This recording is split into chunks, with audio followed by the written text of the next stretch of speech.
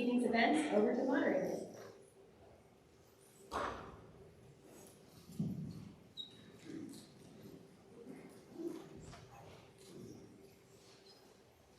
Good evening, everybody. Thank you for attending tonight.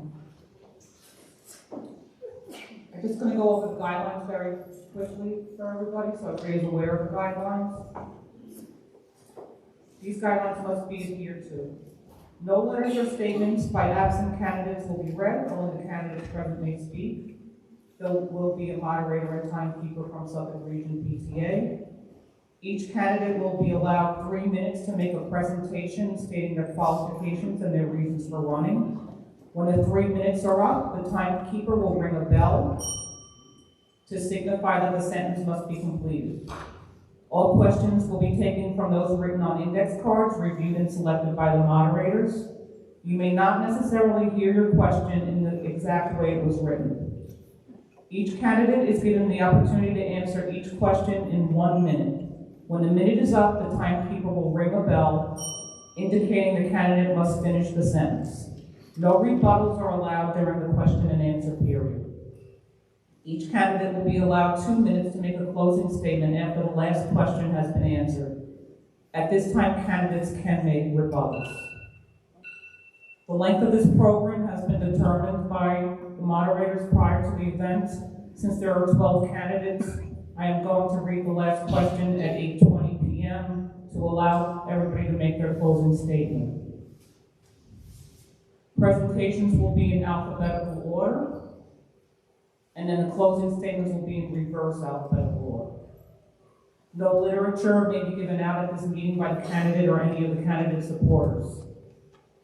And the moderators reserve the right to end this program at any time if we deem it necessary. Thank you. Okay, we're going to begin with opening statements with Joe. Hello, everyone. My name is Joe Barry. I'm running for the South Country School Board. I grew up in Bayport. My mother was a nurse. My father was a school teacher. Professionally, I've worked in the not-for-profit arena for the past 27 years, serving various organizations and achieving aggressive fundraising goals. Over the course of my career, I've served as Director of Development at Brookhaven Memorial Hospital and at Stony Brook University. Currently, I'm the Chief Development Officer at Island Harvest Food Bank, where I'm responsible for all volunteer coordinations, donations, and public relations. Island Harvest is the largest organization on Long Island dedicated to assisting those who are struggling with food insecurity and reducing food waste. In my personal life, I focused on service to children in our community. I'm a former president of the Kiwanis Club of Patchogue, having served as the Kiwanis advisor to the Belport Key Club, where I worked with faculty as well as student leaders. I've coached in the South Country Youth Soccer League for the past 14 years. I've been a coach in the Belport Little League, both baseball and softball, and I'm proud to have been named Coach of the Year twice. Finally, my most important role is being a dedicated husband to my wife Stephanie and father to my 3 children. Ben, age 18, who graduated from Belport last year. Bridget is a sophomore at Belport High School, and Charlotte is a 6th grader right here at BMS. So I'm running for the school board because I think there's so much I can bring to the table. I know that I can help our community understand the importance of our schools and the impact of our schools on the community. As a parent, I've had 3 children in various ages of their educational experience, and I feel like I possess an understanding of the challenges currently facing our school district. And I'm focused on the opportunity to achieve greater student performance. I believe these last few years have been difficult for everyone, but I think it's been most challenging on our children. While I do feel my own kids are doing well, I know there's plenty of room for improvement. The issues I care most about are fostering an environment that will assist the faculty and students to overcome the losses that have occurred during the academic performance in the last 2 years. I know many of my son's friends who have graduated are struggling with their first year of college. I want to advocate for increased academic rigor to help them achieve better goals. The second issue that I'm passionate about is the role of discipline in our schools. I want to advocate and encourage partnership amongst the administration in building leadership and faculty to build a relationship that's going to allow it to be successful.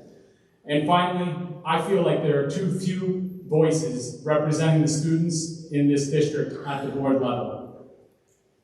I think I can share that, and that's why I'm running. Thank you.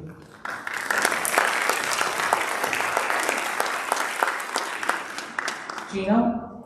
Good afternoon, everyone. Again, my name is Gino Cruz. I'm running for school board. I've lived in the community for 27 years. 3 of my children have graduated from Bellport. Also, I have 3 grandchildren in the district also. I'm a volunteer fireman, past president of the library board, involved in the community for everything from fixing potholes to putting up stop signs. I think I've been around in the community and I know where we need to fix certain issues. I think I could be that person to bridge the gap with everything going on today. I could communicate with everyone. I can't speak right now, but I think I could do that for our community. I'm that person, and I'm going to ask for your vote. Thank you.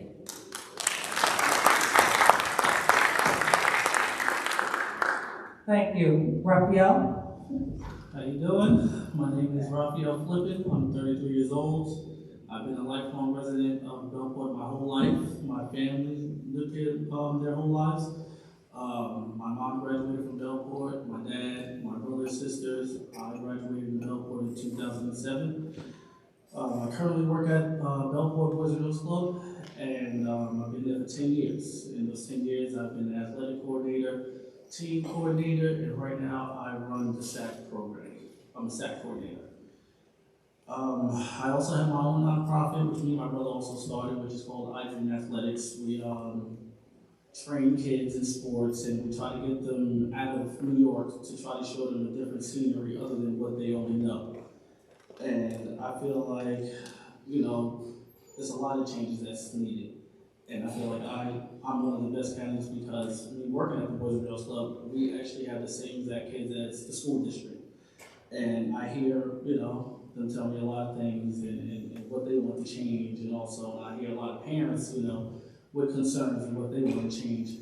And I feel like I can be that gap between the schools and the parents and a voice for the kids.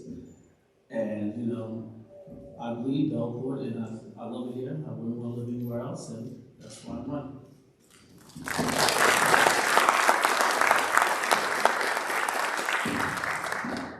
Hi, I'm Ann Hayes. I'm currently the president of the Board of Education, and I am running for re-election. I'm a long-time resident of Bellport, the mother of 2 children who both graduated from Bellport High School, and I'm a retired attorney who concentrated my practice in elder law, helping families plan for themselves and their families. I believe that public education is the bedrock of our democratic society, and that in this 21st century, our schools need to be the center of our community. And they also need to be the incubator for well-educated students who will lead our communities in the future and fill our workforce, especially now that there are opportunities for remote hybrid working, as well as existing brick and mortar jobs.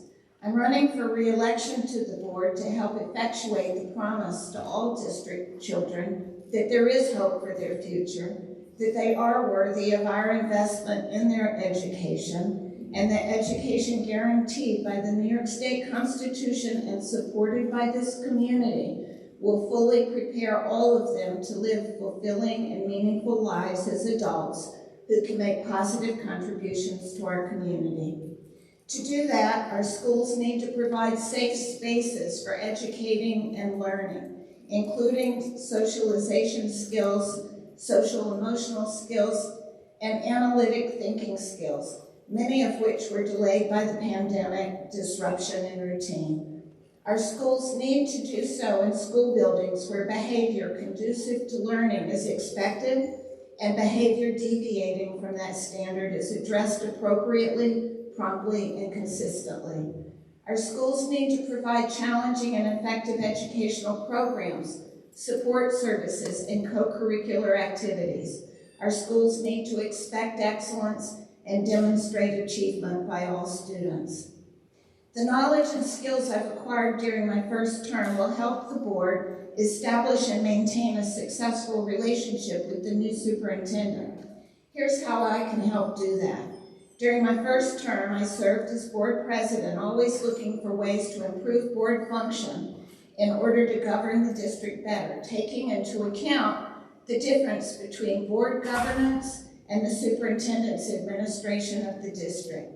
In the process, I've earned recognition from fellow board members of my ability to help all members contribute to board discussions and for the board to successfully engage in group decision-making.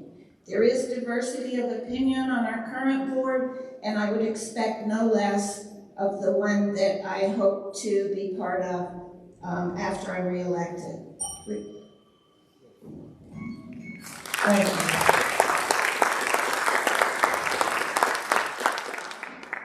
Pat? Good evening, everybody. I'm Patty Garcia. I live in East Patchogue, the South Country area. I've lived here for the last 14 years. Grew up on Long Island, went to St. Anthony's High School, went to Adelphi University. I have a BA in Finance, an MBA in Finance from Long Island University. I've been in the financial services business for the last 39 years. I'm a senior partner in a successful financial planning practice that manages close to $200 million in client assets. I have 2 grown children. We're out of the school system. My son is 26, my daughter 23.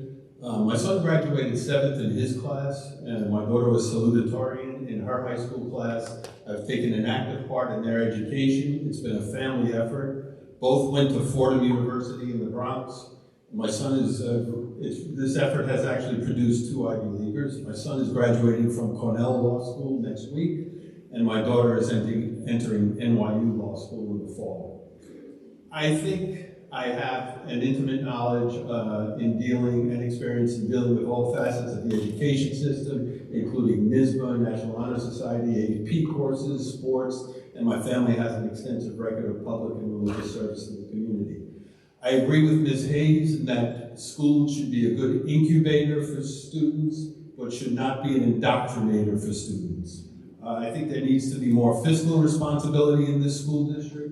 I also that there are some very serious budget issues that the district is facing that I have a unique opportunity and ability to examine and to kind of disseminate and explain to people. It's been part of my job to make complicated financial matters and be able to explain it to people. Personally, I've helped dozens of people and families prepare not only financially by coaching them for college, but also through modeling through my own children how to get them into the best colleges, how to prepare your child for the best colleges, AP courses, providing a good resume for children, and the like. I know this school district has a unique demographic makeup, and I'm quite aware of that, and I honestly feel with the budget issues that have been either ignored or neglected for the last 10 years, that the people who the school board purports to help the most, those people in the lower economic section, will be hurt the most because of these budget issues. There's going to have to be some reckoning. And we have high inflation in the country, we have other high gas prices. It's really going to come down hard. So that's the reason why I'm running.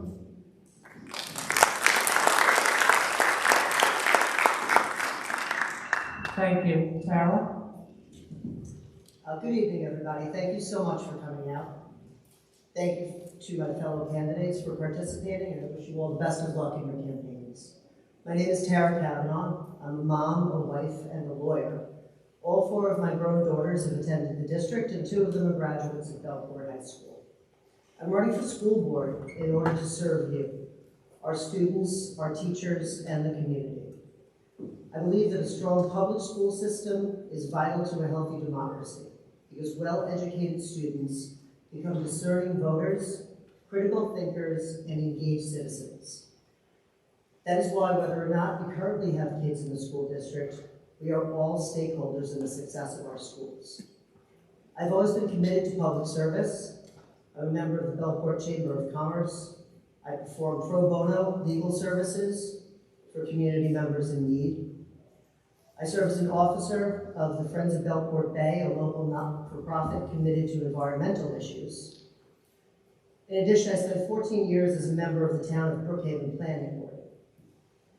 If elected, I look forward to helping our teachers and administration deal with the social, emotional, and educational fallout from the COVID pandemic, to ensuring that all of our school buildings are a place where all students and teachers feel welcome, respected, and safe, to acting as a liaison, a link between the community and the school administration, to working with the administration to attract and maintain talented and committed teachers. Also to using my planning board experience to help the district better navigate the impacts of commercial and residential developments on our schools, especially with regard to tax breaks offered to developers. Look forward to focusing on programs for students who do not intend to pursue a college degree. One of my daughters did not choose to attend college, so I'm sensitive to the needs of those students. In closing, I would like to recognize all of the teachers, administrators, students, and parents who have worked so hard to help our children through the COVID pandemic. I'd like to wish a happy Teacher Appreciation Week to all of our educators. Together, I believe that we can make our district a place for unity, common goals, and success. Thank you all so much.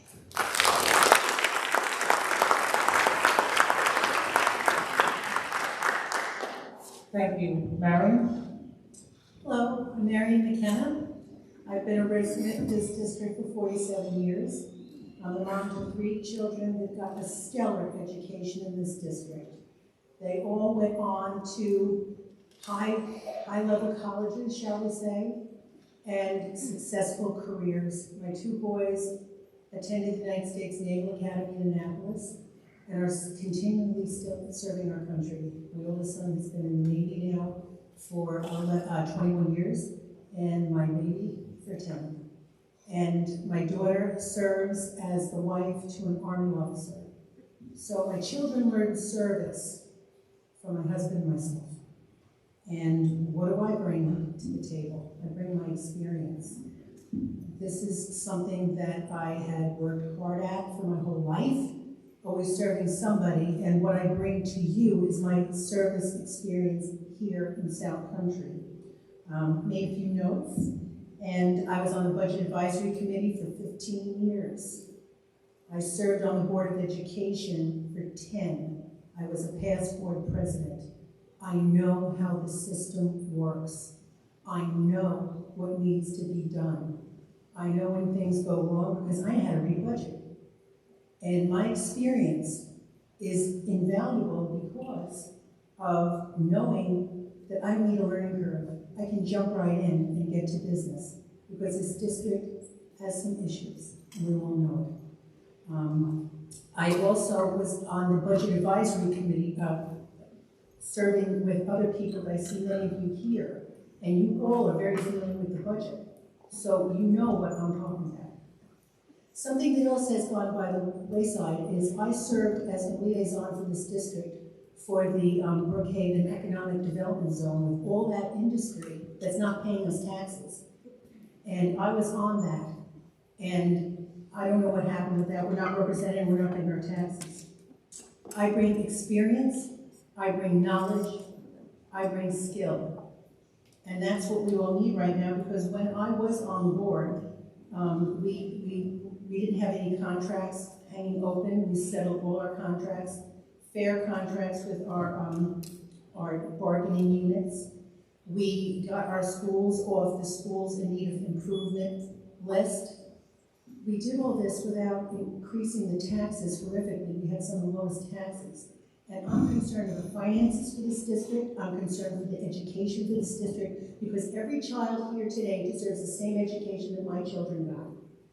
And the only way we're going to do that is to have a balance between finances, quality education, helping the teachers teach. They're skilled educators and they're handcuffed. So that's why I'm here again. Thank you.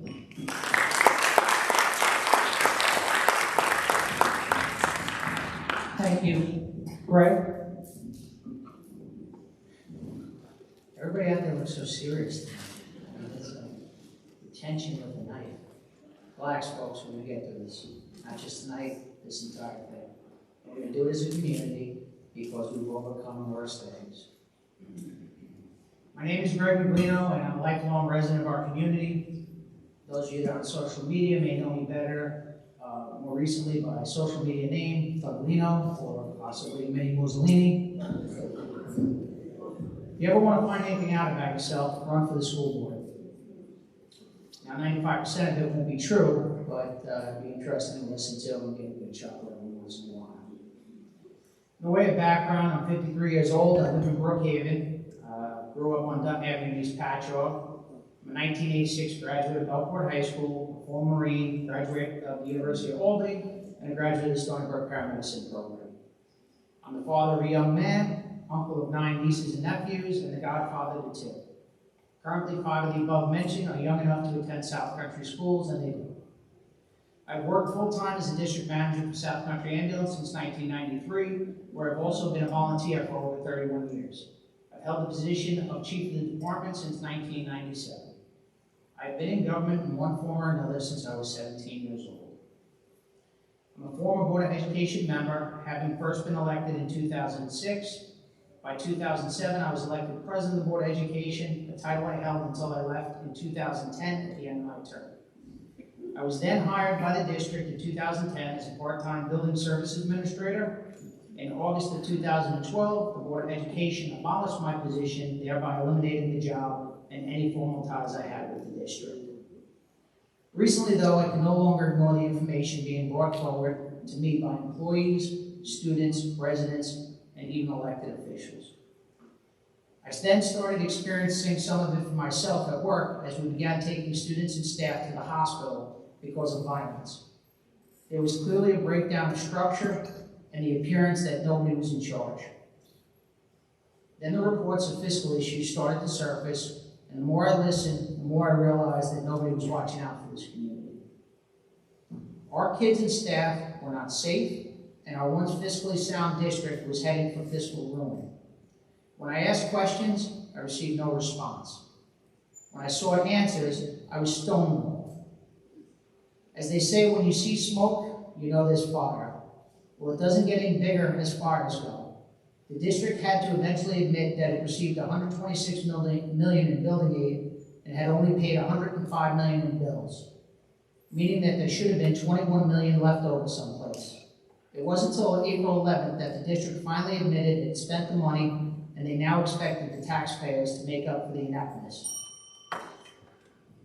That's it. There's more.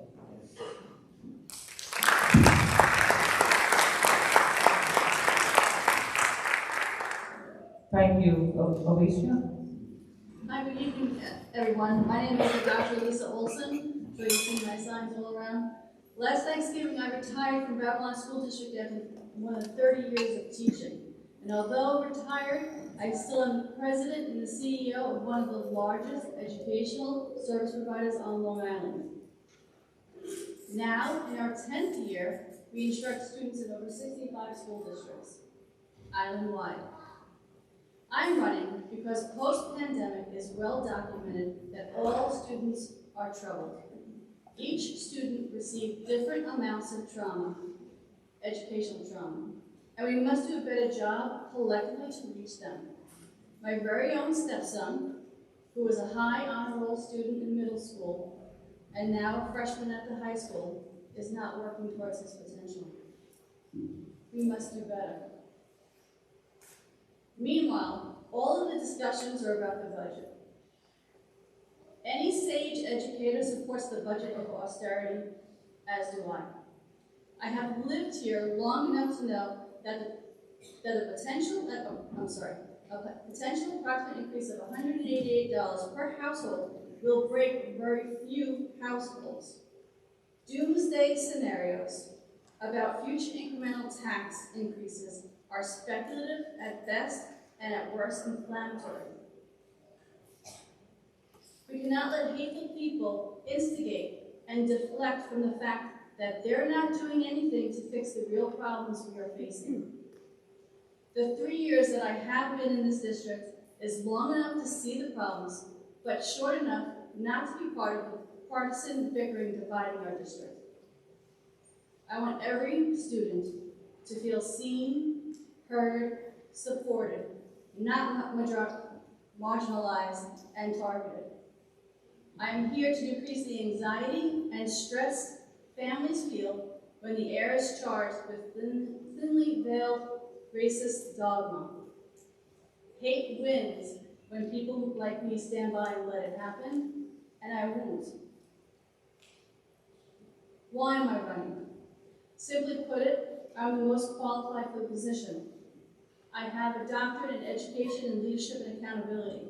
It is the poor governance, in part, that has left us to the fiscal, social, racial, and educational and political strife here in South Country. I hold 5 teaching certifications. I have proven capable of good stewardship. My vision is to set schools on students and center the community on schools. What does this mean? Our students deserve the best education we can give them, and our schools deserve the full support of the entire South Country community. Whether you have students in school or not. Thank you.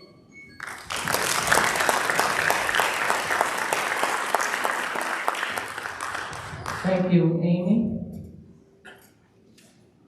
Good evening. My name is Amy Price Thomas, and I'm a lifelong resident of our community, having attended South Country Schools since kindergarten.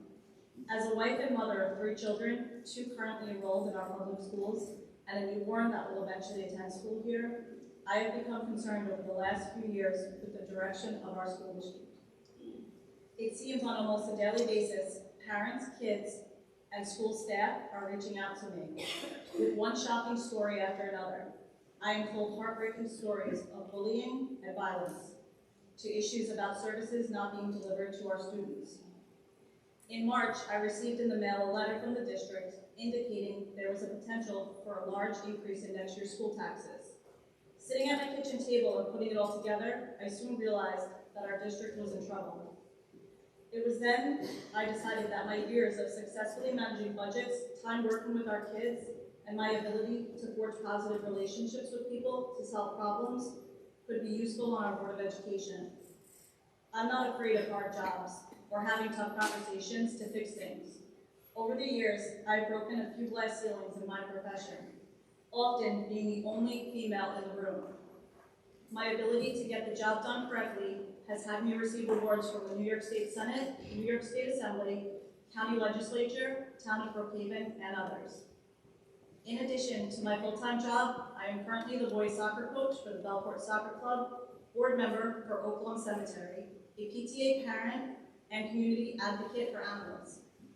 Most in our community probably know me because of my 24 years of volunteer service in EMS. The last 12 of those years, I have served as the Chief of Administration. Once elected, I expect to get to work immediately, working with parents, staff, and community on resolving issues. At the top of that list will be the safety of our students and staff and the fiscal stability of our district. I truly believe that South Country is a wonderful community. That's why I bought my home here and I'm raising my kids here. Tonight, it is why I'm telling you I am choosing to get involved.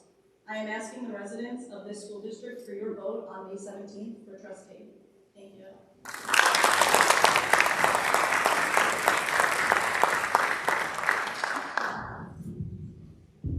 Thank you.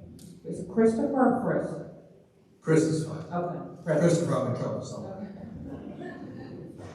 Good evening. Thank you for your time. My name is Christopher Ross. I am a 1992 graduate of Bellport High School, a 96 graduate of Ithaca College. I'm currently a practicing attorney, a father of 3, and many of you already know me. You were classmates of mine, your parents that sit alongside me at games. You see me at various events. Some of you know me as coach. Others know me as your attorney. I'm a litigator by practice. I help people with some of the most trying, emotionally, and difficult things that they go through in their lives. As an attorney, there is an obligation for you to give back. For those that receive, there is an obligation to give back for what you receive. That started for me here. My children attend this district. Some in private school now during the pandemic to help them take care of child care issues and practical educational pieces. When my daughter was a freshman at this high school, I graduated from this high school, and I take pride in that. I've defended the school and I've defended the people that are here for numerous reasons. I think that skill set is something that we need. For those of us that have lived here, these problems aren't new. We have problems all the time. Everybody has problems during the day. We need to be willing to deal with them, address them, and be willing to move forward, and we need to do it together. I took the position, I'm not attacking anybody. The problems that exist are here, and we need to deal with them. Blaming somebody or looking down the road to see who we can take a piece out of to correct it doesn't help. We need to fix it. We also need to take some steps to fix the problems so they don't happen again. I sat here before in those seats at different parts of the school before the students walked out from the high school to walk to administration offices when we were here. Those problems continue to exist. It's life. Those of us who have kids, we know there is no manual. Things break, things don't work. You complain about it or you fix it. If you complain about it, it gets worse. If we fix it, it can get better. So I'm cautiously optimistic, and I think I bring a unique set of skills, a persona, and some level of trust. That when we move forward, I'm doing it in our best interest. And I say our because I am a property owner. You don't have children in the district, you have a dog in this fight. But we all have an obligation to invest in our kids and to continue to encourage them to do better, whether it's college, to trade school, or to something else. So I hope I've earned your trust long before tonight, and I hope that trust carries over to the vote on May 17th, and you let me contribute a little bit more so I can do it publicly. Thank you.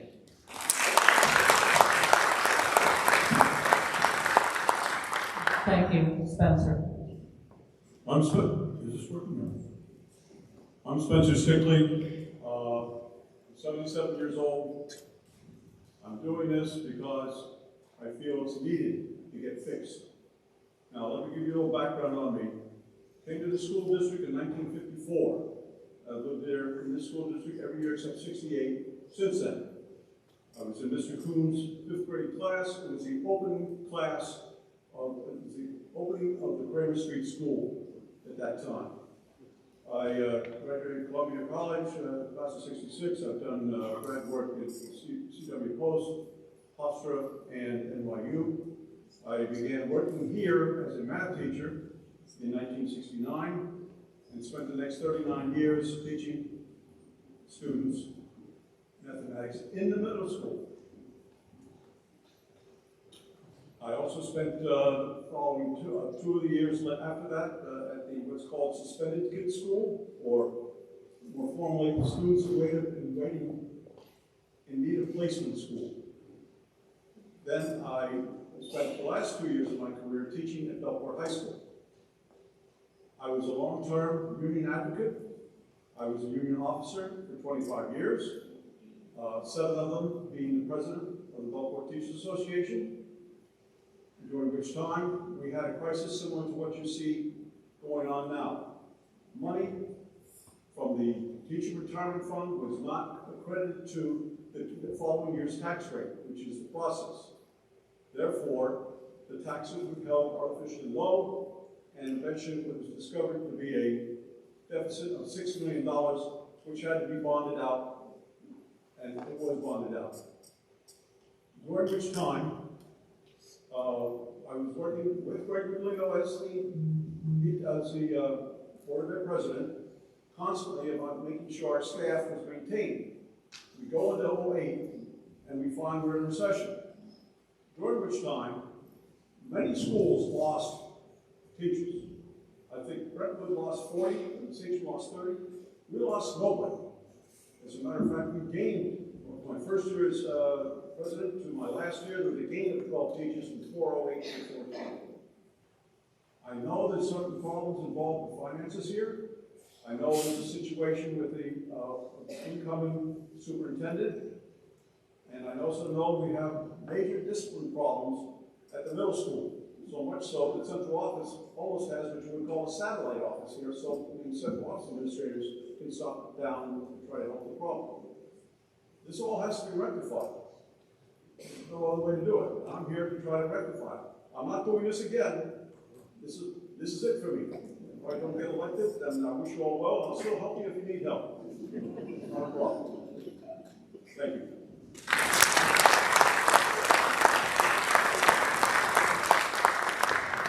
Thank you. At this time, I will begin with the questions. We'll begin with Joe. And sometimes we read the question each time before each candidate speaks, but in the interest of time, I'm just going to read it once, and if you want me to repeat it, please ask me to repeat it. For Joe, how can the school district better support children with mental health issues like anxiety and depression?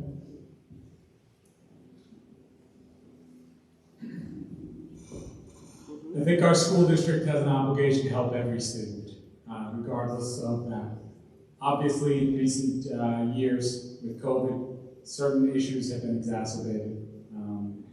We have to make sure that our teachers are given the tools they need to reach out and engage those students in the way that they need to.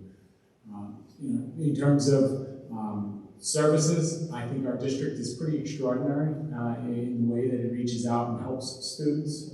I know my children have benefited greatly from the teachers in this school, and I think we have to create a greater dialogue to help our community understand some of those issues, but also understand the reactions to those issues and making sure that we're helping students regardless of what assistance is needed. Thank you. Thank you. Gina?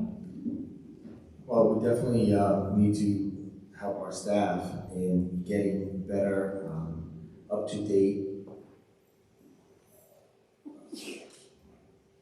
technology, and also our social workers.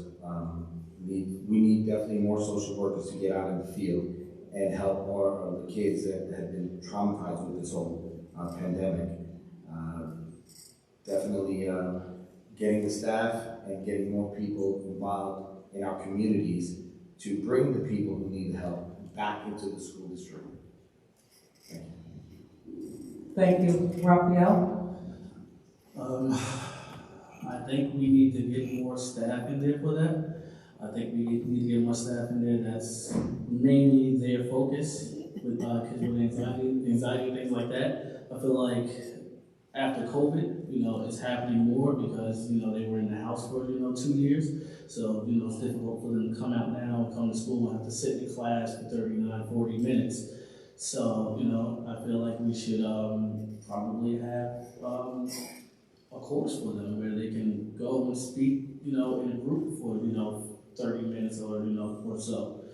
And talk, that makes you feel better. And having, teachers just saying how you doing every day, how you feeling. I think that goes a long way also. When a kid sees that you're saying, how are you doing, how you feeling every day, that goes a long way. Thank you. Anne? This is a very important issue, and it also fits in with the behavioral problems that we're seeing right now. As a board member and as a board, our role will be to set goals and priorities with our new superintendent to focus on the issues that need to be addressed. It's up to the superintendent to make sure that the administration and faculty staff are dealing with these issues, but this will be a priority for me to see that it's at the top of the list when setting these goals and priorities. Thank you. Pat? With the challenges that the kids have faced over the last couple of years due to the pandemic, working at home, masking, and the like, it's been a challenging time. So, not to be indelicate, but to answer that question directly, is to make sure that the funds are there in the budget and we don't have to cut the budget because of impropriety with balancing the budget, so that the money is there to help the children. would also limit the Chromebooks and the amount of screen time that the kids are spending. That's shown to be detrimental. Get them actually writing rather than just sitting in front of the screen all day. So that's. Thank you. Tara? Yeah, so anxiety and depression, they're big issues for adolescents across the board. Of course, it's been exacerbated by the difficulties that all school children have gone through over the past couple of years. I have to agree with our other candidates that more social workers are probably needed. Our current social workers are spread very thin, and there's a limit to what they can do and how much time they can spend with each student who's struggling. So that would be my priority, figuring out a way to better staff our social workers so that they can give more individual attention to the students that really need some help. Thank you. Mary? Could you please read the question again? How can the school district better support children with mental health issues such as anxiety and depression? I think it's just a basic thing. Any child, no matter what they are facing, needs the support services that they deserve. The children that have these particular issues need specific support services. I'm not a psychologist, psychiatrist, but I do know as a board member, we have to make sure that our schools are giving the children the services they need. And on our end, if it means budgeting, or if it means hiring additional staff, I would leave that up to the experts, the specifics of it. I don't know the specifics, but what I do know is that every child deserves to get the services that they need. It's that simple. Thank you. Greg? Kids need a structured and disciplined environment. When kids have anxiety, depression, or otherwise, they need to feel that they can approach adults. So whoever they're approaching in the school, whether it be an administrator or a teacher, needs to show that child that the concerns that they're sharing are important. That teacher, though, staff member for the custodian, assistant principal, needs to have somebody with a mental health capacity available to them. And what I'm finding out and hearing is that these people are not available. And what is the end result of that? Well, I can tell you that within the last 12 months, 2 children under the age of 13 have committed suicide in the Patchogue Medford School District. It's unacceptable. As children, we expect them to come to school and learn. As adults, they expect us to protect them and provide a safe environment. Thank you. Elisa? I've worked with students that have had anxiety and depression for the last 7 years on Long Island. It's been here quite a while.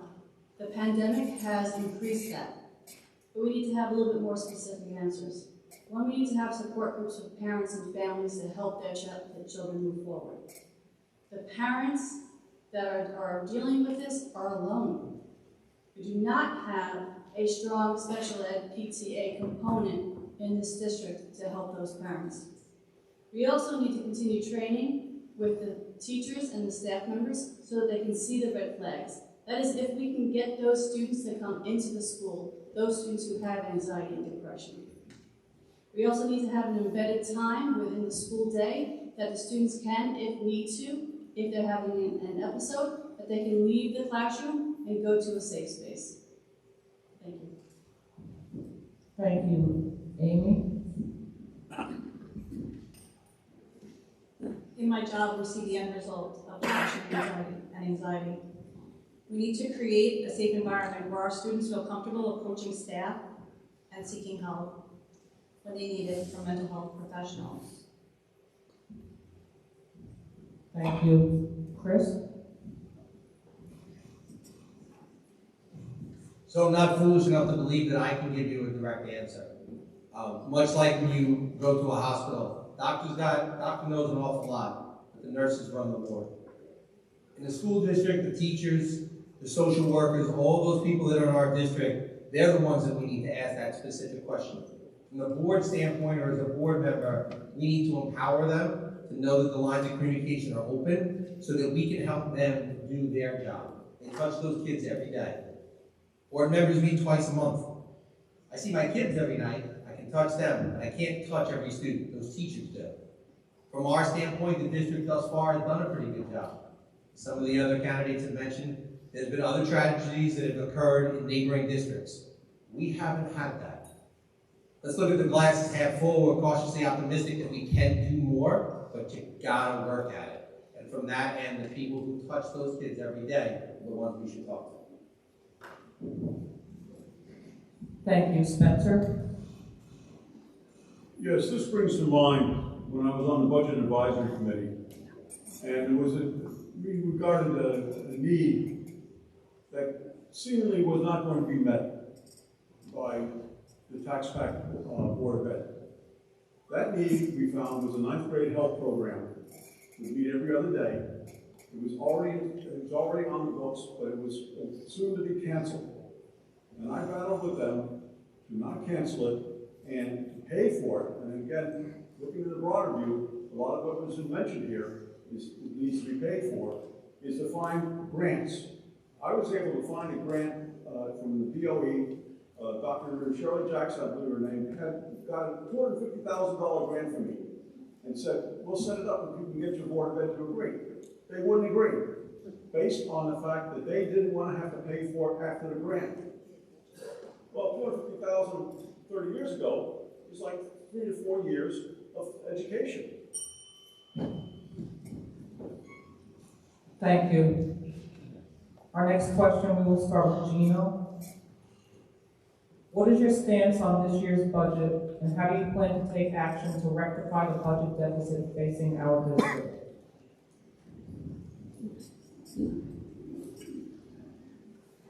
Well, the budget, as we found out, that the district finally committed to admitting that they spent the money and left us in kind of a situation where we had to fill in the gaps somehow. That said, the budget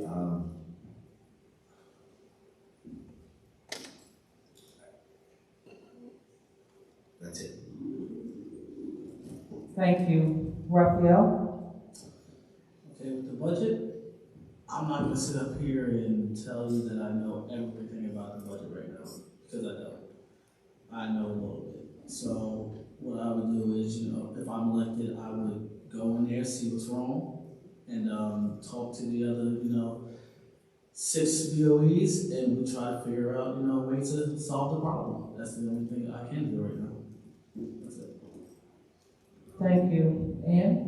This board has been committed to leave no stone unturned with regard to trimming costs while preserving effective programs for the students, and also for seeking sources of revenue to supplement the New York State Foundation aid and the remaining building aid before setting real estate tax levies that will be within the tax cap over the coming years.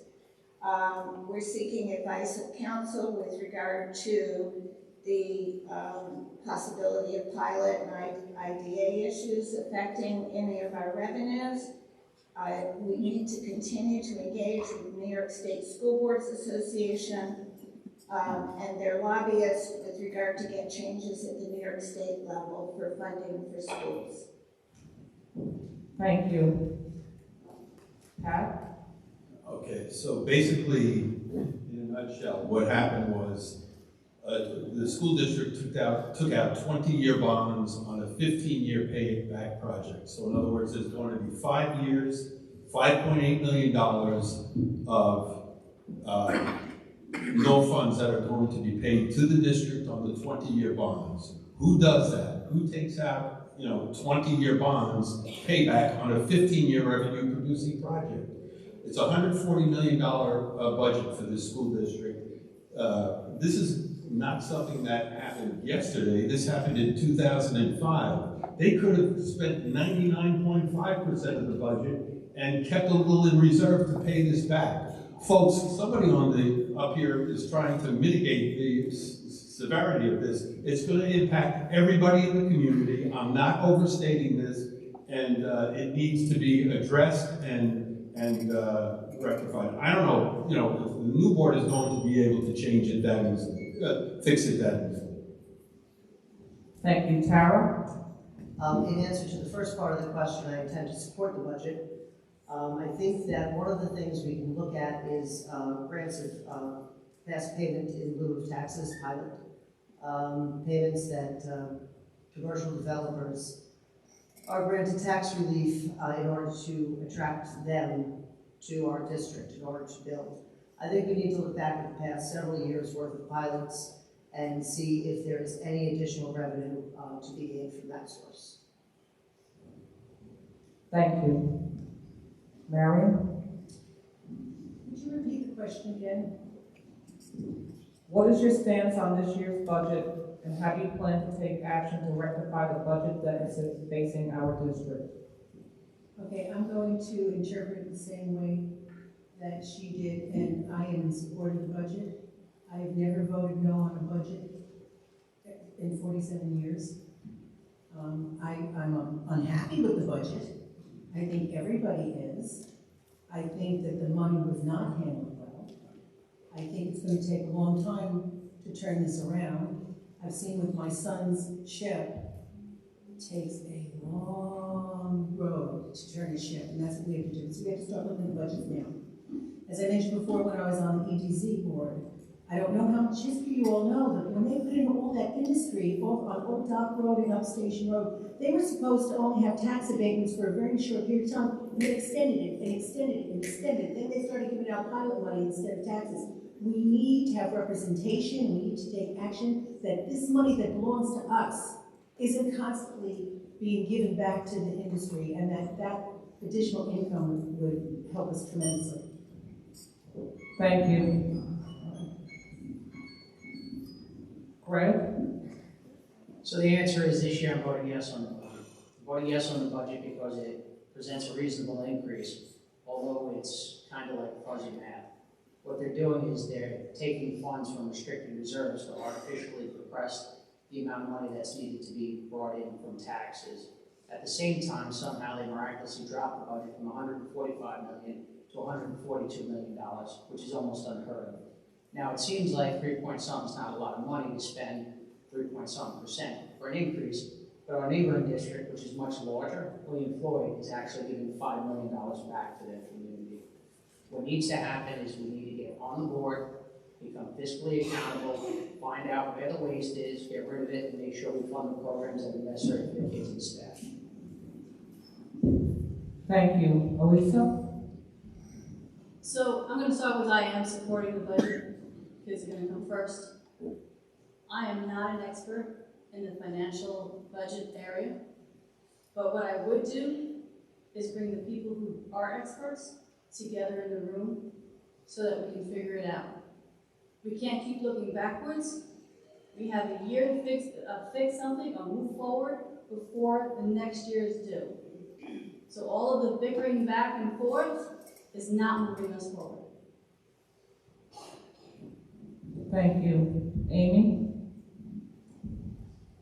I would say I'm supporting the budget. It has a reasonable increase this year with minimal reduction to services. Thank you. Chris? As far as I agree with a number of the other candidates that this year's budget is a reasonable increase, and it addresses the issues that we need to for next year. We need to be more financially responsible going down the road. There is no silver bullet. This is a mess that took 15 years to mature until it's sitting on our lap. It's not getting cleaned up overnight. How many of us have not cleaned our room, our office, or our house for a week? Things get ugly. You miss 2 more days because the kids had sports, it gets uglier. Well, finances are the same way. So each year, progressively, we have to work toward that financial responsibility. Some of those things are going to come in grants. Some of those things are going to come in pilot programs. Some of those things are going to be coming, encouraging you and our other fellow community members to encourage their state assemblymen, their state senators, to get us more money, to hurry more things. That goes back to the communication, which at large is broken down amongst the district. We need to know what makes up the budget, needs to know what's going on. Thank you. Spencer? I only voted no on the budget one time in all the years I've been here, and that was because the board set such a low amount to be spent that we felt it was irresponsible. So we voted no, the community voted no, and the next time, for the next budget, they increased it where it was much more reasonable for staffing, etc., and it passed. Now, as per situations, where can you get help if you need it? Basically, grant writer was usually a way to do it. Sometimes they charge only 2% for whatever they get for you. But if you don't have anybody doing this, you don't get any grant money. Grant money is a definite possibility in that case. Other than that, if you really need money, what are you going to do? Raise the bus limit? That would certainly cause more problems than it would be worth, believe me. Thank you. Joe? I do support the proposed budget. Having served as a board member for charitable organizations, as well as working for them for years, I'm confident that this is an area that I can bring my expertise and assistance to help the district to overcome these challenges. While I do think there are some faults with the board and the administration throughout the years, from a taxpayer's perspective, it appears to me that this could have been avoided with a little bit of proper planning and following best practices. I want to encourage that in terms of governance as a potential board member going forward. When I attended high school, I ended my career in a district that had an austerity budget. It was not good. It was fine for me. My parents paid my way. I was able to have extracurriculars. I was able to have additional things. This is a community that can't bear it. This is a community, having known kids from throughout the corners of this district, we have to make sure that they have the opportunities in order to engage and better their education. Thank you. Our next question, we will begin with Raphael. The students signed a code of conduct at the beginning of the school year. How do you plan to make kids accountable for their actions when they violate the code of conduct? I feel like it should be enforced at all times. Like, no kid should, get a break if they did something extreme, like fighting in school or anything like that. So the kids, they understand and they know that, we're not going to tolerate that in school. I think if you let it go, they're going to think it's okay because, they figure they can talk their way out of it or anything like that. So I feel like if we're more strict and more disciplined and give the kids routines to do, I feel like, it wouldn't be that bad. Thank you. Anne? As a board member, it's not up to me or the board to figure out how to do it, but rather to direct the superintendent that this has to be given top priority and taken care of. The superintendent, the entire faculty and staff, those are the educators who know how to educate our students, not just academically, but also in terms of behavior and developing appropriate responses to deviations from the behavior. And so again, with the new superintendent, as we set the goals and priorities, that's at the top of the list. Thank you. Pat? Just going to do 10 seconds on that budget question. The increase this year, the modest increase, 1.7%, was a punt. Sorry to use the sports analogy, because it's an election year. The real is going to come down the next 2 or 3 years. As far as the code of conduct, I've got a copy of it here. It's 30 pages long. It needs to be summarized, maybe onto a laminated 10-point sheet. This code of conduct, I guess maybe I'm the only one, I don't know, to have read this thing recently. The first half page is on gender identity, so I think that needs to be clarified or reprioritized, and the code of conduct needs to be summarized. Thank you. Tara? So we as the board should be working very hard with the administration and the faculty to encourage them not only to enforce the code of conduct equally without fear or favor, and also to encourage the students to take a sense of pride in their behavior and a sense of pride in their school. I think that starting with the board, through the administration, and through the teachers, that should be something that we're working towards every day. So that these kids are proud of the school that they go to, and they're proud to behave in accordance with our code of conduct. Thank you. Mary? The code of conduct has to be made simpler, I agree. It has to be very clear cut so that they fully understand cause and effect. And then, of course, the effect has to happen. And as a board member, we do instruct the superintendent who instructs his staff, but we also have to be there to support the staff when they get pushback. And they're the ones who are questioned as to why this child is misbehaving or why that poor child is being punished. I think everything has to be very clearly stated, even if it becomes more than just here, read this and sign this. Make sure they understand it and then make it happen and support the people who will give that effect to the negative actions and just do it. It's very simple. There are rules. Rules are followed, and there are consequences if you don't. As a board, we have to support those people who will do that. Thank you. Greg? That's it. There's a code of conduct. The superintendent works for the board. The superintendent administers his administrators. It's to be enforced equally and fairly for everybody. Okay? If you violate a rule, obviously there has to be some discretion on the part of the administrator, but there has to be a consequence. If there are no consequences or people are treated differently for whatever reason, then your code of conduct is worthless and you have chaos, which is what we have now. We have chaos in the schools. Some kids are given a pass for assaulting other students. Other kids are held accountable for things that would be considered minor infractions. Everything has to be equitably distributed, and all children and staff need to know what the rules are. We don't need to overcomplicate them. I agree that they're too complicated at this point. Thank you. Elisa? I also agree that code of conduct needs to be clear and concise, but more importantly, we need to be proactive in what's going on. There's simple things that we can do within the schools. Our administrators can be more visible in the hallways. Our teachers can be in the hallways during passing to try to reduce some of the frustrations going on, especially in the middle school here. Setting up, instead of suspending everybody constantly, let's have another way to make them accountable. Community service hours.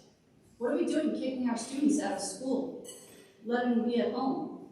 I know that sounds out of the box thinking, but that's what we're going to need. Creative, innovative, different ways to approach the problems that we have in this district. Thank you. Amy? Our job as a board is to make sure we hold administrators accountable and not hide what's going on in our school districts. Thank you. Chris? I know maybe I differ a little. I don't think the code of conduct needs to be simplified. I think it's reasonable to have expectations that our kids would rise to. I do think that the pandemic has created a situation where they've gotten out of habits and they've forgotten what they were. So whether it's the board, it's the teachers, or helping them guide them, maybe it's just one of the things you can do is to reiterate to them in some clear language as adults and to communicate them better. I mean, it is a 30-page document. There's nothing wrong with setting the expectation that they would look through it, but let's be practical. Some of them, we have trouble getting them to open their textbooks. We want them to read a 30-page document and have them sign it. Well, it needs to be explained a little bit better and reset those levels. Again, something that we have to talk as a board with the superintendent, with the teachers, see how they can get the input. I do think that things at the middle school, they've gotten out of hand. There are things that can always get better. From that end, we can suggest ideas, and from those of us on the board. Thank you. Spencer? Yes, it's important that the code is be enforced. I don't think there's draconian measures in there, but yet it all comes down to these kids getting used to being back in the classroom again after COVID. And it's going to take some time, and unfortunately, it doesn't seem to be working in middle school particularly. When I was teaching middle school, Mrs. Andrikopoulos, who ran the yearbook, asked me for a quote that she wanted to put in the yearbook. And this is what I gave her. Respect yourself, respect others, respect your education. And I think that's something that maybe we should try and focus on. And that was put in between Thoreau and Sophocles. I'm not too sure why.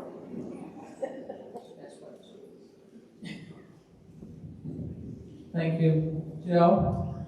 I'm passionate about the role of discipline in our schools. As a board member, I want to advocate and encourage partnership between school administration, building leadership, faculty, and staff to develop a more comprehensive and collaborative approach to discipline. Students need structure in their educational environment, and providing structure they can rely on will impact students' academic success while fostering a safe place for them to learn.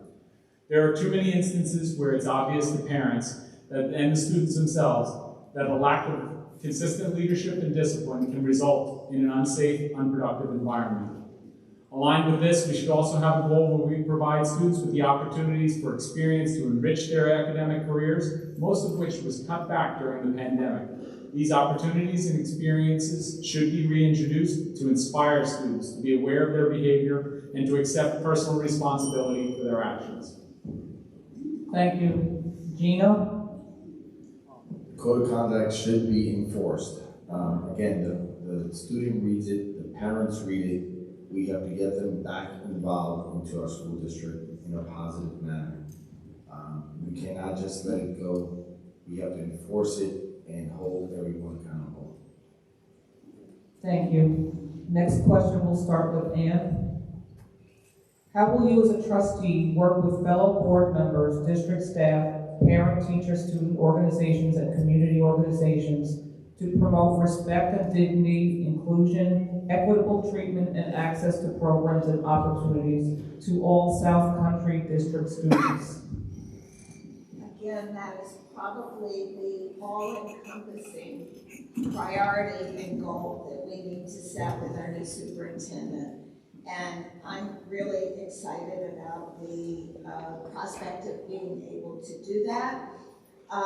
And as far as the board goes, and me as a board member, some of that needs to be said at the top in terms of my own demeanor, my own way of dealing with people, my own way of talking to people, and listening with respect and with caring. So I'm hoping that with the board actually getting these goals and priorities in effect and having a superintendent able to effectuate them, we will see great things for this district in the future. Thank you. Pat? Yep. Every student, regardless, needs to have access to the resources of the school district in order to better themselves. I like to take a more merit-based type of approach. If they show that they're worthy or at least able to have an interest in an area, then they should be given the opportunity to excel in that area. So academically, you know, I like to keep the focus on academics. School district needs to perhaps score at a higher level with certain students on certain exams, reading levels, mathematics levels. So, you know, just to access all of the resources of the school district for everyone. Thank you. Tara? That's a great question. Respect and inclusion are really two of the most important things that we can talk about tonight. This is a public school system, and every student is entitled to the exact same level of respect and inclusion as every other student.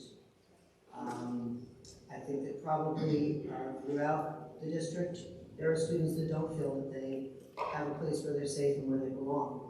I think we should be seeking out those students and making sure that their school experience is as good as their classmates.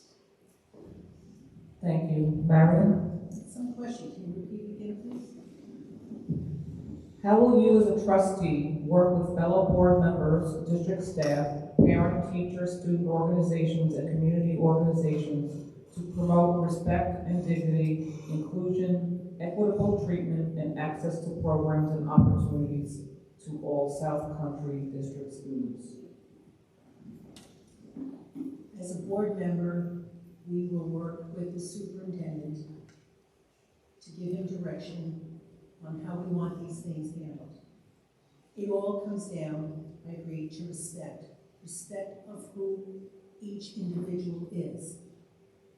Every community organization brings something to the table, but the bottom line comes down to each individual child.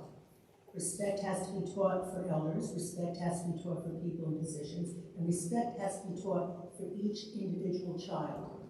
That they feel that they can be who they want to be, who they are, and that they're included in everything that they want to do.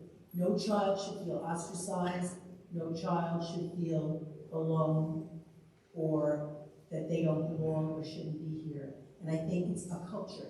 You have to develop a culture.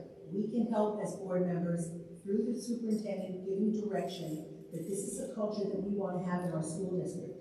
One of respect, inclusion. Thank you. Greg? You have to set the example from the top down. Intolerance will not be accepted. It's just that simple. You don't have to identify anybody. You don't have to affiliate with anything. You treat everybody the same. And if you show from the top, meaning the board president, the superintendent, your principals, that you will not tolerate discrimination of any kind for any reason, then you set the standard for which the school can build upon. One nation, under God, indivisible, with liberty and justice for all. Those aren't just words, okay? They mean a lot more than that.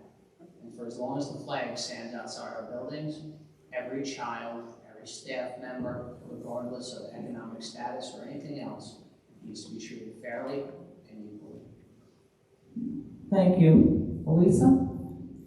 Look around. Our district is 60% minority. We're not represented here.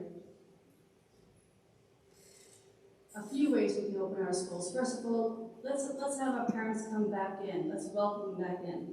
Our board meetings are not interactive. Do you feel welcome going to a board meeting? Let's make it where they hear us. Administration meetings.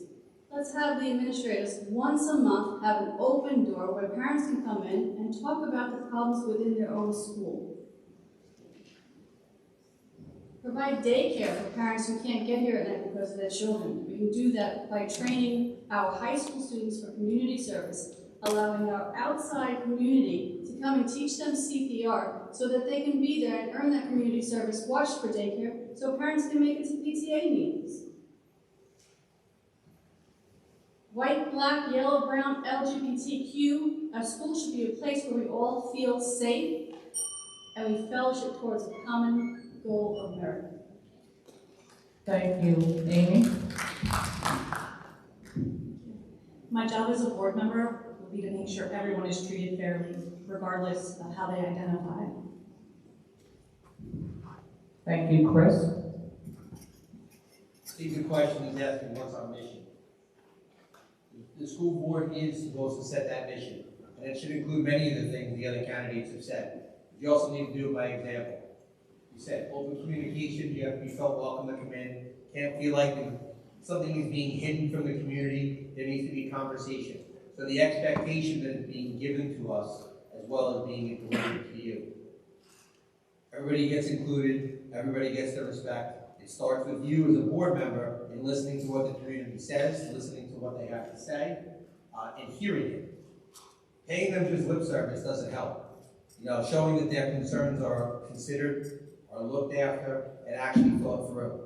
And be consistent with that. And then that empowers everybody all the way down and sets the expectation that they want to follow that. And that they're going to get backed up to do it as well. Thank you, Spencer. Equal treatment for all is essential. Respect for everybody is also essential. As per I should have said my quote for this question, I guess.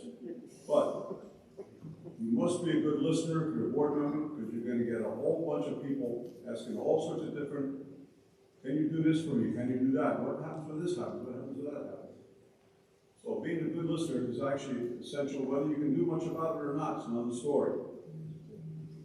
But definitely, equal treatment is essential. Thank you. Joe? I've been in this community for a long time. People who know me as a person who can work with folks throughout the district, every corner of this district. I've coached children, I've befriended parents, and I've been somebody who's dedicated. I'm a proven, effective communicator. I'm a consensus builder. I'm a community leader and builder. And I bring that experience to the board if I'm elected. I think it's important that the trustees will set the tone and provide good governance that will allow to make sure that our community partners are engaged, informed, and educated as to what our mission is. Thank you. Thank you. Gino? Really simple. I love what everyone said down there. With respect, treating everybody with respect, and treating everyone the same. Having a certain set of guidelines, not moving it up or down for anyone else. Just keeping it simple and respect for everyone across the board. Thank you. Raphael? For me, I feel like all kids should have access to everything that the school has to offer. You know, if it was me, if I was on the board, I would go into the schools and walk through the hallways and get to know the kids and you know, and talk to staff, you know, keep that line of communication open. You know, if you want to call me, I'm fine, you know, fine with that also. I would show up to chorus performances, basketball games, football games, any sports. I would also, you know, let them know that, you know, you call me anytime and I will pick up just to keep that line of communication open. And that's what I would do. And I also go walk the neighborhoods and get to know the people, you know, from every side of the, you know, all sides of the neighborhood. That's it. Thank you. Okay, it's 8:24. I'm going to ask my last question now, and we'll start with Pat. If you were a trustee on the Board of Education, how would you handle situations where the Board of Education must implement a rule or regulation from New York State that you do not personally agree with? Well, I think the whole purpose of the board is to discuss and amongst the board the relative merits of the issue that's provided, you know, that's before them. I think the current board going forward, the new board for the next 3 years is going to be facing a significant, couple of significant issues. There was news today about the Supreme Court on the Roe v. Wade issue, which is not impacting the schools, but there is going to be on school prayer, which is actually going to possibly be an issue that the board is going to have to look at going forward, one way or the other. So that's something that requires discussion. It also requires a little bit of trust among the board members that they have the interest of the school, you know, the kids in mind, and are acting in their best interest. Thank you. Tara? Yes, well, I think when you accept the fiduciary responsibility to be a Board of Education trustee, you have to put aside some of your personal preferences and some of your personal opinions, and really focus on what is in the best interest of the students, and in following the law as it's promulgated by the state. Thank you, Marion. When in the position of trustee, you have to follow the law. You follow the rules, you follow the regulations. You may not like them, but you have to adhere to them. And you have to respect them and abide by them. But then you can go to work to try to change them. And that can be a group effort, it can be a singular effort. You can then voice your opinion. But when you're acting as a trustee, your job is to follow the law. Plain and simple, follow. Thank you. Greg? I agree. It's an unfortunate position to be put in, but if we don't follow the rule of law, then we have the breakdown in structure that we talked about inside the school. That being said, there's usually some gray areas within inside the law, and you need to make sure that you're applying the law in a way that it best fits your community. So it would depend on what type of law we were talking about and what type of enforcement was necessary on our level. Ultimately, at the end of the day, the rule of law must be adhered to, and it must be followed. Otherwise, there's a breakdown, like I said, of structure. And with the breakdown of structure, we no longer have a compliant school or a compliant community. Thank you. Elisa? This is the first question that I feel is so kind of, I guess, vague in a way. The law is the law. We have to follow it. We have to follow it. But what we can do is work on changing it if it's not keeping the students in focus. We have to keep our eye on the prize, and that's really our students and the success of them. If the law is going to bend our arm to go one way, then as a board, we should unite to see how we can change that. Thank you. Amy? If it is a lawful order from the state, then I will do my best to apply the least adverse impact to our community. Thank you. Chris? Sorry, could you read the question one more time? If you were a trustee on the Board of Education, how would you handle situations where the Board of Education must implement a rule or regulation from New York State that you do not personally agree with?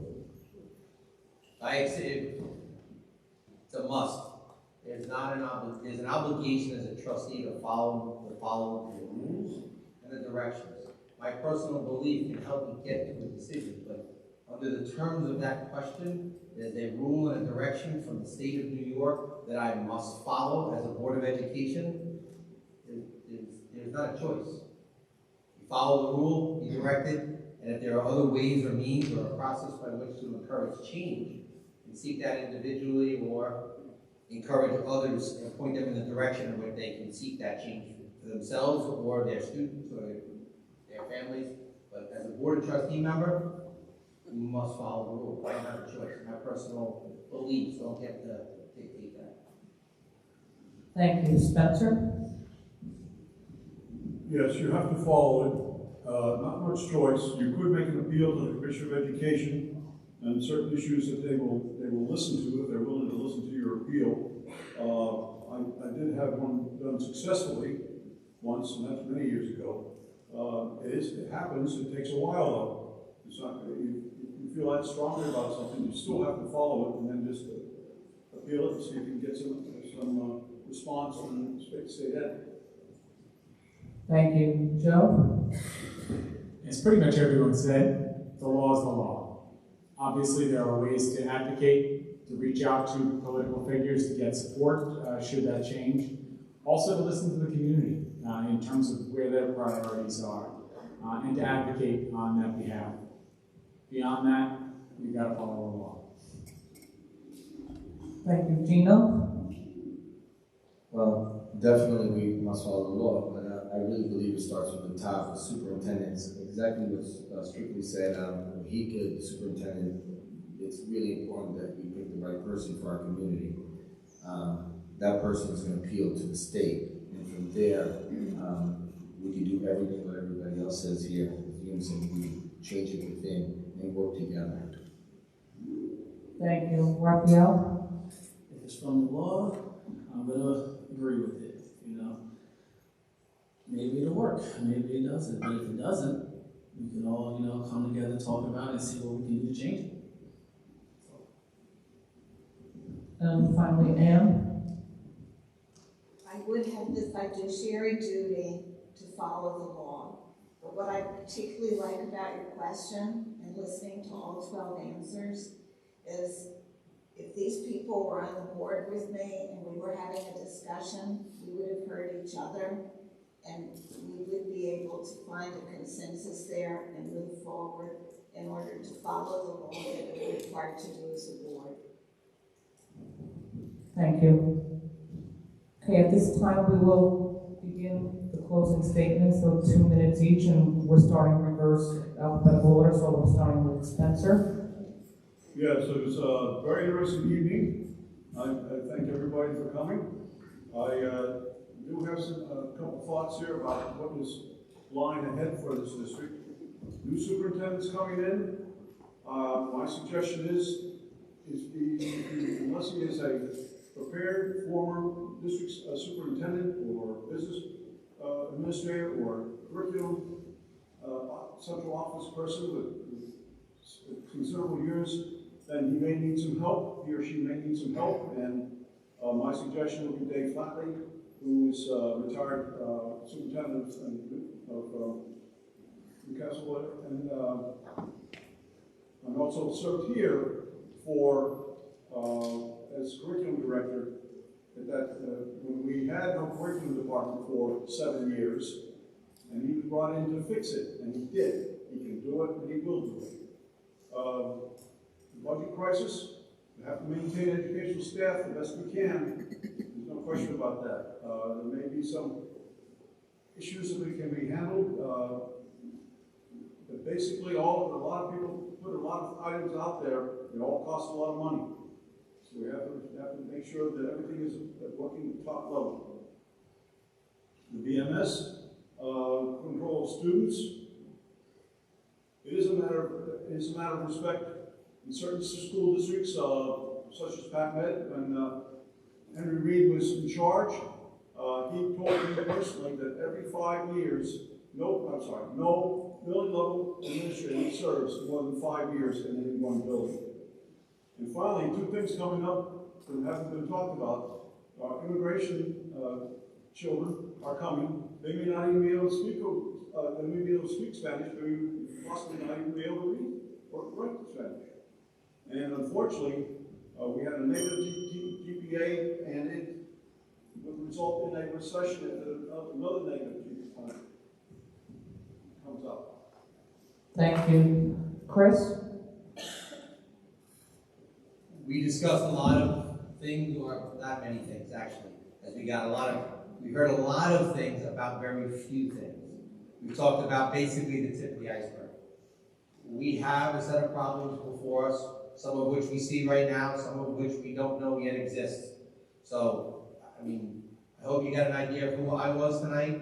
For those that want to ask me questions or approach me, please feel free. If you know me, talk to other people about me. If you want to know me or meet me, come speak to me. My door is always open. I hope you give me the chance to start working on these problems so that things get better down the road. It's going to take us some time, but I'm cautiously optimistic. Thank you. Amy? In closing, I want to thank the PTA for hosting tonight's meet the candidates. Tonight you got to meet and hear from people seeking to lead this district. I'm glad to see so many people interested in our future. I'm Amy Price Thomas, and I'm asking for your vote on May 17th so we can all move this district forward together. Thank you.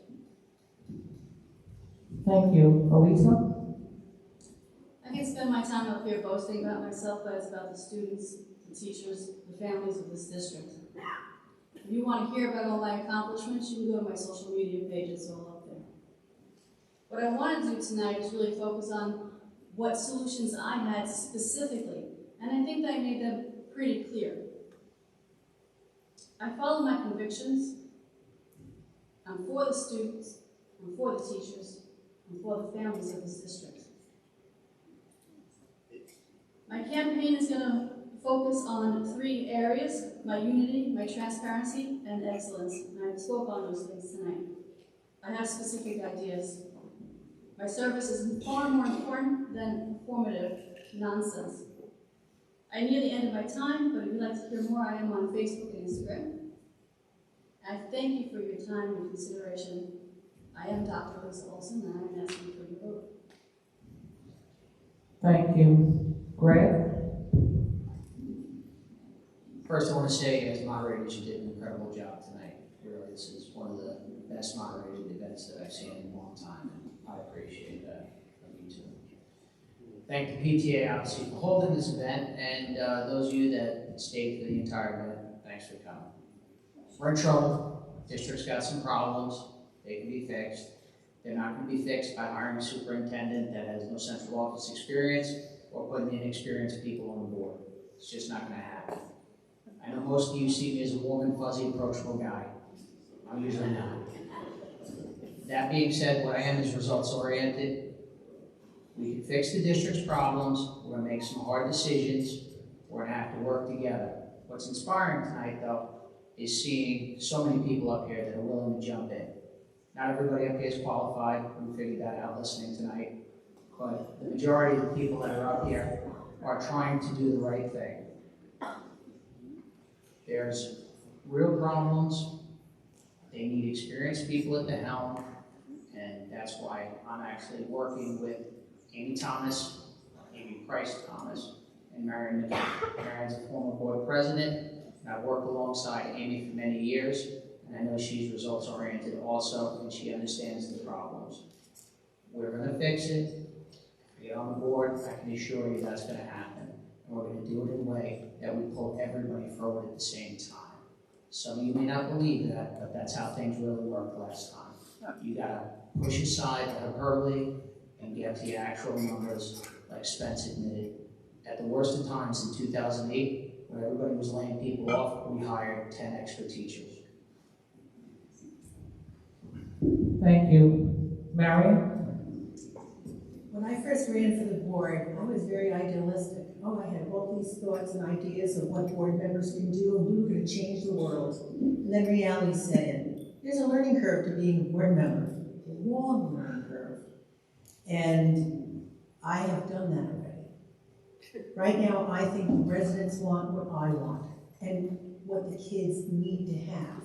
We need to get our district on the right path educationally, financially, and safety.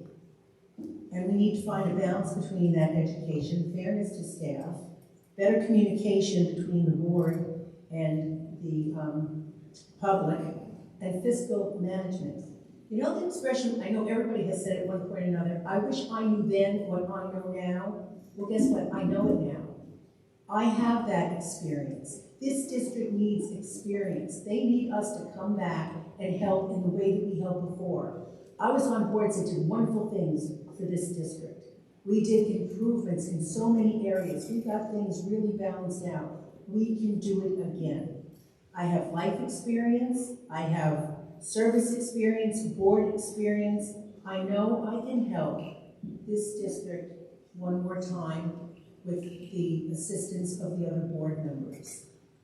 I was always open and approachable by staff, by students, by parents. I'll always remain approachable because we have to do this together. This district isn't lost. This is still a really good district. We just have to tweak it and get it in the right direction. And I know that I can do that. I know that Amy and Greg, they bring things to the table that I don't. And together we can all bring a lot to the table and really help our school district. So we would appreciate your support. Thank you. Tara?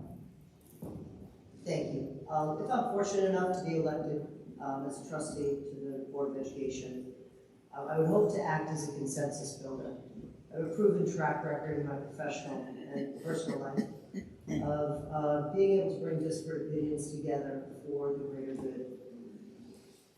I would want to focus primarily on the health and well-being of our students. I think that all of the candidates will agree that that is our primary goal as a Board of Education. I want to thank everybody for coming out tonight. I really appreciate your participation. Thank you folks for moderating. And I'm happy to speak with any of you, answer any of your questions. I hope to be readily accessible to all of you throughout this process. Thank you all so very much. Thank you. Pat?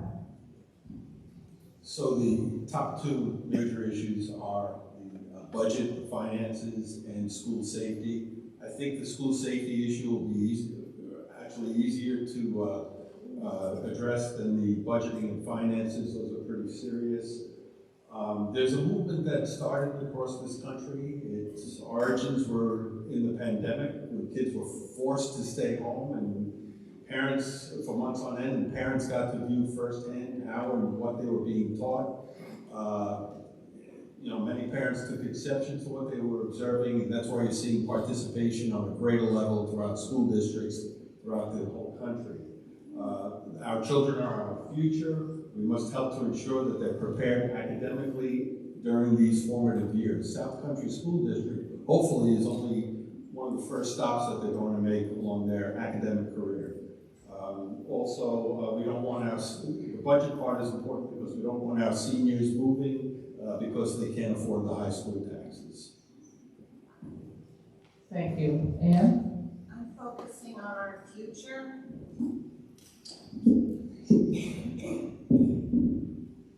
After learning from the past, and I see the opportunities in front of us, and I know that we don't want to go back to where we were 12 and 15 years ago.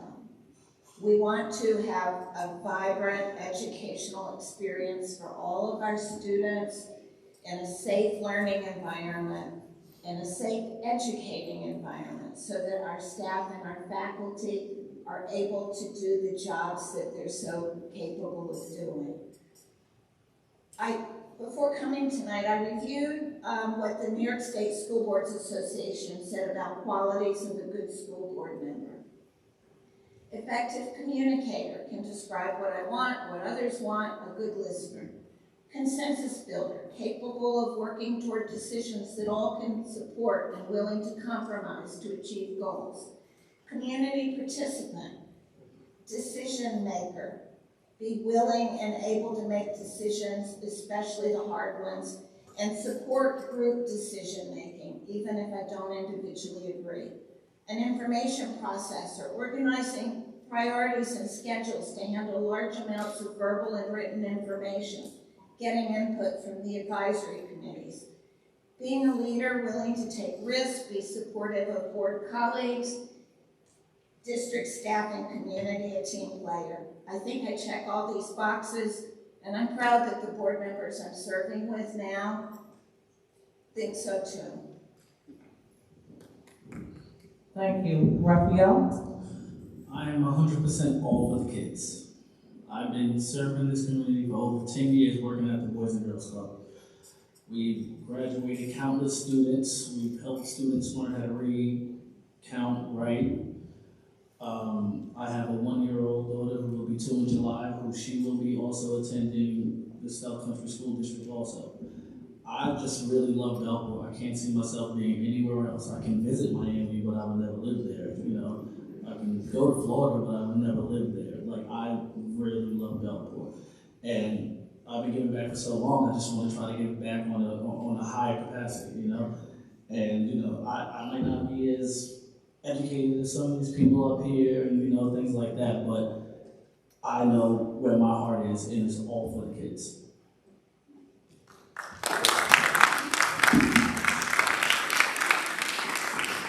Thank you. Gina? I want to thank the PTA for doing a great job. Look, you have a bunch of great people up here with a bunch of different skill sets. Everyone's going to bring something different to the table. But what you're going to have to fight for is somebody who's going to fight for you in the community to do the right thing and to maybe buck the system a little and keep everybody on track. And I think I'm that person for you. Thank you. Joe? Bring it home. Thank you, Ann, for describing me. Now, I've lived in this district for the past 21 years. My wife and I chose to live here before we had children, and we chose to stay in this district and get a great education for my kids. I love my community. I have many friends who are in various stages of their lives. Over the years, I've seen friends serve on the school board. My life has been extremely busy, and while I've thought about running in the past, I put it off because of the demands of raising a young family and the time spent in our community serving it in various ways. As I've grown professionally, I've gained a better understanding of the responsibility and how responsible governance is done. That will enable me to use my experience to be more effective than I may have been in the past. I know our district will benefit from my experience, and I will be an asset to this district. I hope you and the other members of our community will support my candidacy. Thank you all for coming here tonight, and good luck to everyone. Thank you.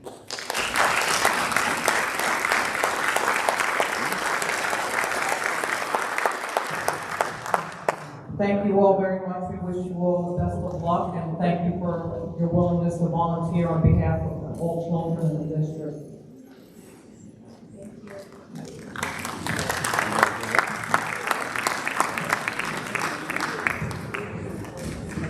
Thank you, Ms. Natalone and Ms. Odom. Candidates, thank you for sharing your goals and visions to our school district. We appreciate your dedication to our students, staff, and community. And to our South Country community, thank you for coming out and taking an active interest and learning more about the individuals running for our school board. We're all stakeholders. It's very important to show up May 17th to vote for our budget and for our school board members. This concludes our evening. May you all stay safe and healthy.